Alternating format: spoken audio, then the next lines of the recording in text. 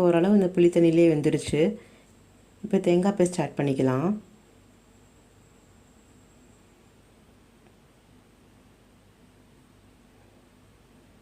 இப்போ எல்லாத்தையும் ஒன்றா சேர்ந்து நல்லா கலந்து விடலாம். இதை ஹை ஃப்ளேமில் வச்சு நல்லா கொதிக்க விடுங்க கொஞ்சம் நேரம். அதுக்கப்புறமேட்டு மீடியம் ஃப்ளேமில் வச்சுக்கோங்க. அப்போ தான் வந்து நல்லா எண்ணெய் கசிஞ்சு நல்லா டேஸ்டியாக இருக்கும்.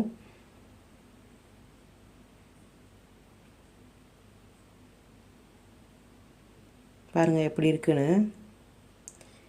இந்த பரோட்டாக்கு, சப்பாத்திக்கு, சாதத்துக்கு, புலாவுக்கு எல்லாத்துக்குமே இந்த டிஷ் சூப்பராக இருக்கும்.